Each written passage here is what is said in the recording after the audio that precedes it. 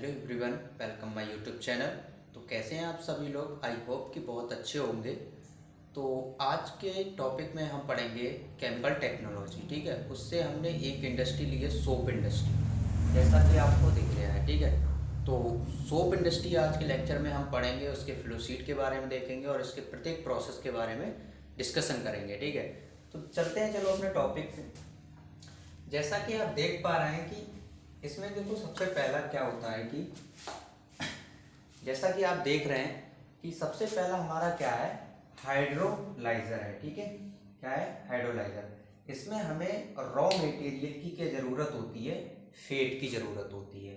तो इसमें हम फेट को इंटर कराते हैं हाइड्रोलाइजर में और इसके टॉप से हमें हॉट वाटर का प्रवेश कराते हैं। ठीक है, जब इस हाइड्रोलाइजर में फेट को भेजा जाता है तब इस हाइड्रोलाइजर का जो टेम्परेचर होता है वो हमारा होता है 230 से 250 डिग्री सेंटीग्रेड तक होता है। ठीक है, और इसका जो प्रेशर होता है वो होता है हमारा 40 से 45 atm।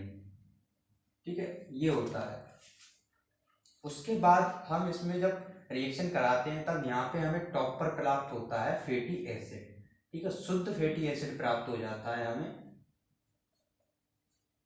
फैटी एसिड प्राप्त हो जाता है शुद्ध। ठीक है, और नीचे जो बॉटम पर मिलती है ग्लिसरीन। ठीक है, अब उसके बाद हमें क्या, फैटी एसिड को क्या ले जाते हैं फ्लैश ड्रम में। फ्लैश ड्रम में क्या होता है कि इसको हम प्यूरिफाई करते हैं शुद्ध करने के लिए। ठीक है, तो यहाँ से हमें जो कुछ गैसेज होती हैं वो हमारी क्या हो जाती हैं, रिलीज हो जाती हैं, यहाँ से निकल जाती हैं। ठीक है, फिर उसके बाद में इस फैटी एसिड को और शुद्ध करने के लिए हाई वैक्यूम कॉलम में ले जाते हैं। ये एक डिस्टिलेशन कॉलम होता है। ठीक है, जिसमें क्या होता है कि जो हैवी मॉलिक्यूलर वेस्टेज होते हैं वो हमारे बॉटम से निकल जाते हैं। ठीक, उसके बाद में हम ले जाते हैं स्टोरेज टैंक, यानी कि जब हमें शुद्ध फैटी एसिड प्राप्त हो जाता है तब हम इसको स्टोरेज टैंक में ले जाते हैं, वहाँ पर स्टोर कर लेते हैं। ठीक है, तो स्टोर करने के बाद में फिर हमें ज़रूरत पड़ती है एक पंप की। जो पंप लगा देते हैं। ठीक है, इस पंप के द्वारा क्या होता है, जो शुद्ध फैटी एसिड को स्टोर कर लेते हैं उसे मिक्सचर में ले जाते हैं। तो अगला नेक्स्ट स्टेप होता है मिक्सचर। मिक्सचर में ले जाने के बाद में पंप के द्वारा क्या होता है, NaOH को हम मिक्सचर में डालते हैं। NaOH को जो मिक्सचर में डालते हैं तब फैटी एसिड और NaOH जब रिएक्शन करते हैं तब उस रिएक्शन को बोलते हैं स्पोनिफिकेशन रिएक्शन। ठीक है, तो क्योंकि जब हमारा फैटी एसिड और NaOH जब आपस में रिएक्शन करते हैं तभी हमारा क्या होता है, सोप का प्रोडक्शन होता है। ठीक है, तभी हमारा क्या होता है, साबुन बनता है। ठीक है, तब क्या होता है, अगला स्टेप जो होता है ब्लेंडर। ब्लेंडर का यूज हम क्यों करते हैं?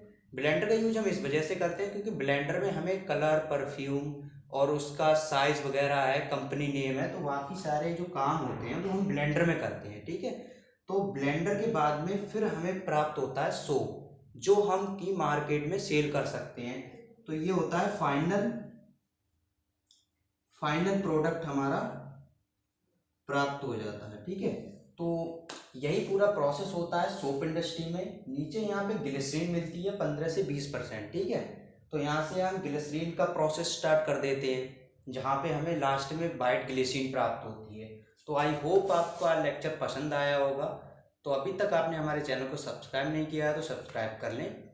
मिलते हैं नेक्स्ट लेक्चर में।